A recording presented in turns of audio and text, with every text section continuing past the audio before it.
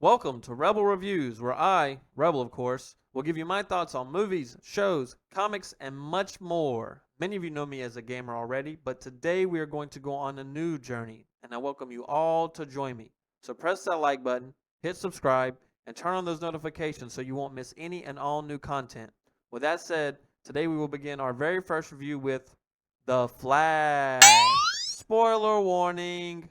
Spoiler warning. Please, spoiler warning. If you have not seen it, please go back to the movie theater. If you haven't just left, go to it now and watch The Flash and then come back. I do not want to be held responsible for ruining your movie experience. If you don't care, then yes, please stay.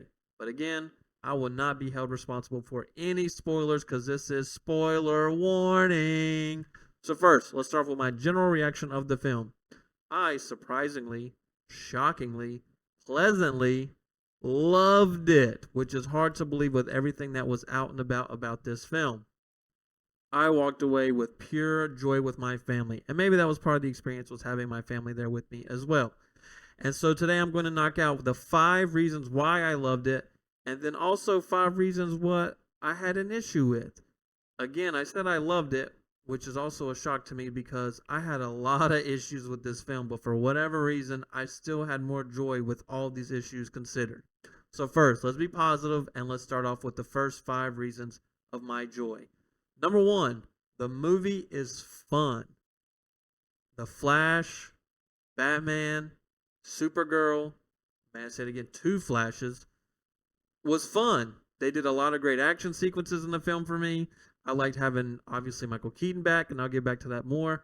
But most of it was fun. It was jokey. It had a lot of cool, well, not a lot of cool. We'll get back to some of those in a moment. But it had a lot of good jokes for me. It was overall fun. Like I said, I went with my family. My 3-year-old, which maybe we'll talk about why I probably shouldn't have taken him, but I thought it would have been okay. But it was fun. There was parts that he liked. There was parts that I liked. And it's just fun. It's not real depressing for the most part. There is some nice sentimental parts, which will go into my number 2 why I liked it. Again, for the most part, I said it was fun, but there is a sentimental story here that's grounded. I think everyone expected this to be a huge multiverse type film because of what was going on. But overall, at the end of the day, it was a sentimental story about Barry Allen trying to save his mother and have her back. And I think we've all had this before where we want to go back as a kid. You want to go back and change something, or you wish you had that power. If I could do anything, I would do this. I would change that. And that's something that Barry can actually do. But there's consequences for it. And what I liked about the story is that it stayed with him, and it wasn't more about saving any multiverse. By the end of the film, it's just about Barry and his mother and the sacrifices we have to make with the things that happen in our lives. So I thought it was a very sentimental story on top of all the fun that we were having. Number 3 thing I liked about it, and I did mention this, it was very jokey. There's the spoiler warning again. There's a part where Barry, after he changes everything at the end of the film, he comes back, and you expect everything to kind of be back to normal.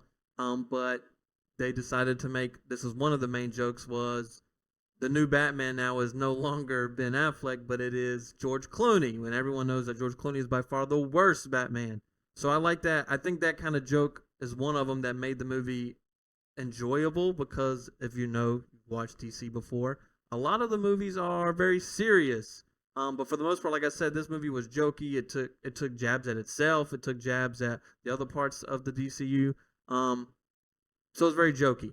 And number 4, what I liked is this kind of buttons up the story, and I don't want to go too deep into the Ezra Miller stuff, but it kind of buttons up the story for Barry Allen's Flash. There's obviously more that could be done with regards to beyond how his mother dies, not just dealing with how his mother dies, but why and who.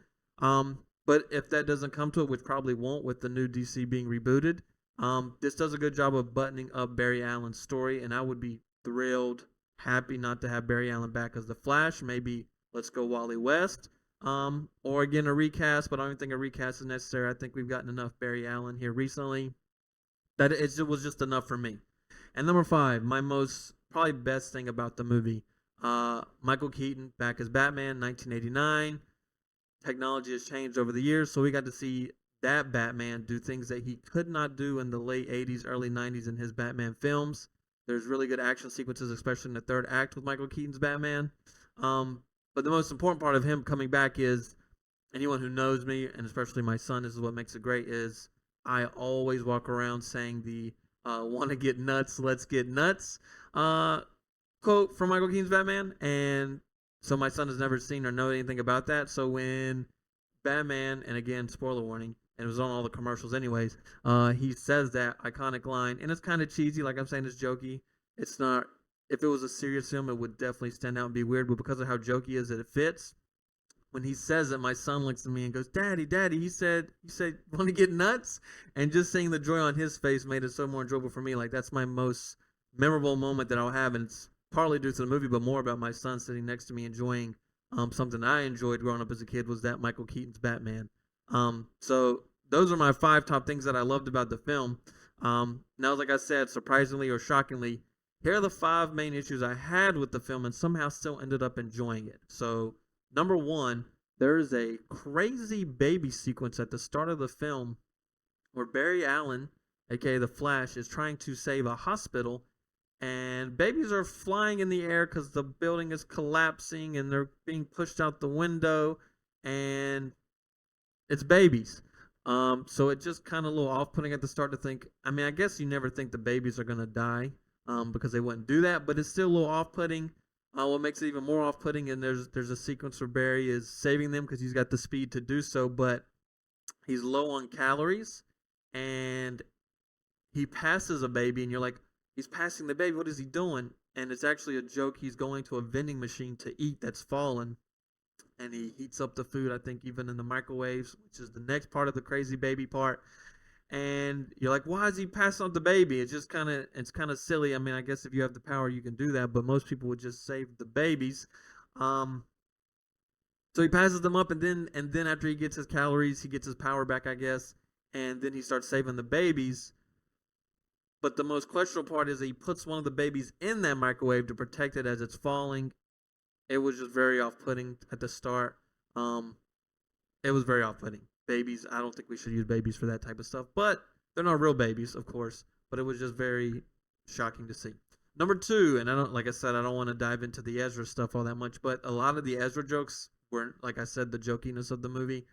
There were some Ezra jokes that just didn't sit right because it pertained to stuff that he's been accused of, at least, out in his real life, and like taking a knock at himself, but it's kind of not good, the things that he's been said to be doing, so I didn't like that, and I won't go further into it, but if you see the film, there'll be some jokes if you're aware of some of the things going on with Ezra that stand out. It's like, why would they do that? Number 3, so like I said, the sentimental story, I love how it's grounded in how Barry Allen and the consequences of his mother. It's more about, again, him for the most part, and then of course Michael Keaton's Batman is in there, and then we have Supergirl, by Sasha Calais, and excuse me if I said that wrong. They didn't develop her very well in the short amount of time, which I know is hard to do.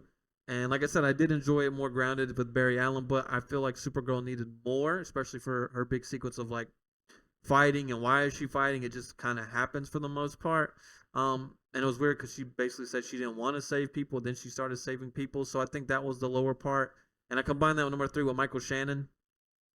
He it could almost be said he didn't even show up, and I'm not trying to knock Michael Shannon because he's great, but he could have just been a face overlay on a CGI character or whatever, because there's not much going on with Michael Shannon in the movie at all, and I was kind of excited to have him back because he's so good. So I think that could have been developed better, but again, I don't want to knock the movie talking about it so bad, but going back to the fun stuff, like the Barry stuff does take over for me more. That kind of stuff I did push to the side more, and usually I would not do that. I don't know why. So again, that was number 3, but it obviously didn't ruin it for me. Number 4, like I said, I took my son to this. He started going to movies this summer. Maybe that was a bad choice. I thought Flash Batman would be a little more clean.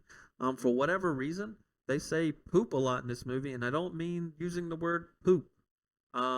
So that was uncommon, I thought, and I think there's one F-bomb at the end, which kind of fits and works for that jokiness with George Clooney. But I was surprised how many times they were saying poop. I cringed. And there was other kids in there too, and I kind of just thought, wow, that's a lot of poop for the kids. Maybe they like poop. I don't know. And number 5, everyone knows this. If you've seen anything about The Flash, even if you're a common casual person, you've probably seen someone say this or heard someone say this. The CGI is horrific. They tried to say it's through the eyes of Barry, so it'll look weird or whatever. But there's parts that ain't even through the eyes of Barry, and it looks bad. And I know they spent a lot of money on this movie, so I don't know why the CGI failed. I really don't why it was so bad. It's so bad. It's just unforgivable bad. So I would say, as much as I enjoyed it, you don't have to see this in a theater because it's not going to make the experience better, I guess, since the CGI was so bad for parts of it. But yeah, CGI was bad. But again, like I said, after those 5 issues, I still absolutely loved the film. 5 great things, 5 bad things, and some extra little side stuff on it. If you are a fan of the DC universe or anything DC, there's a part at the end where they show a lot of things woven and weaved through the DC universe since Christopher Reeves makes an appearance. Granted, he's not with us anymore. A fun little nod to Nicolas Cage's Superman that never happened with Tim Burton. So there's stuff like that in there. But again, with the CGI, it looks a little wonky in there. So that was some stuff that I liked, but the CGI kind of takes away. But I'm glad that I got it. So my review. So 5, again, I just knocked the movie so much, I feel like I didn't even say anything positive now. So with my 5 reviews, 5 great things for the review, and with the 5 negatives, for whatever reason, I still had so much joy leaving the movie that I wasn't upset. And maybe it could be the part that this is the end. We have a new reboot. It's not that much stock being held in it. So maybe that was what allowed me to enjoy it more. There's nothing really progressing from this point forward. I'd give it 8 out of 10. I'm going to go with my new rankings for this review. 8 out of 10 double R's, the Rebel Recess logo. So 8 out of 10 double R's. And before I part with you from this review, some added tips or little info here. I want to explain my thoughts on why is it failing. So if you haven't seen it, I'm hoping you have if you're watching this. But if you're not, why is it failing? I think the main reason why it's failing, there are people saying so many things, and I don't know how much the general audience knows. They're blaming Ezra, the DC reboot. But I think the main thing is theater demand, and the reason that's why I want to talk about it is, again, I'm not going to force you to spend your money how you don't want to spend it. I think since COVID, the theater demand has dropped, and with streaming and everything like that, and this was a loaded summer of movies that people are just picking wisely how to spend their money. I would be going to movies regardless. Now, luckily, I picked up that AMC Regal Pass, or it's not AMC, it's just Regal. Whoops, I'm mixing brands. Regal Pass. So I just pay a little monthly fee and see as many movies as I want. So that helps. So I think that's part of it. People are not wanting to spend so much money on all these films that are coming out. And obviously, if there's a movie that's not tracking well, they're just going to pass it by. Which is a disappointment because it was rumored that if this movie did well, we'd get Michael Keaton's to come back for a Batman Beyond, which I'm about to be 33. Since I've been involved in watching all these movies and stuff, I have 2 main Batman requests. One is to have Michael Keaton back as Batman Beyond, so I would love if that was to happen, but now it may not because it's flopping. And then my second is Christian Bale to return for The Dark Knight Returns. So if Batman Beyond doesn't happen, I'm very much praying and hoping that Christian Bale, I'll get one of these to happen. So we'll see what happens. So again, if you are a big supporter of theaters, please do continue to support. Go see the movies that you can, and help these studios keep going. And it sounds so bad saying help the rich people, but I love movie theaters and I want it to continue. So please go check them out if you can. So if you enjoyed this review, this is our first one. Press that like button, subscribe if you haven't already. More reviews will be coming soon. And please let me know your thoughts in the comments. If there's something you want to say about the movie or a question about the movie or any future requests for reviews, please let me know. I hope you all enjoyed it. Rebel out.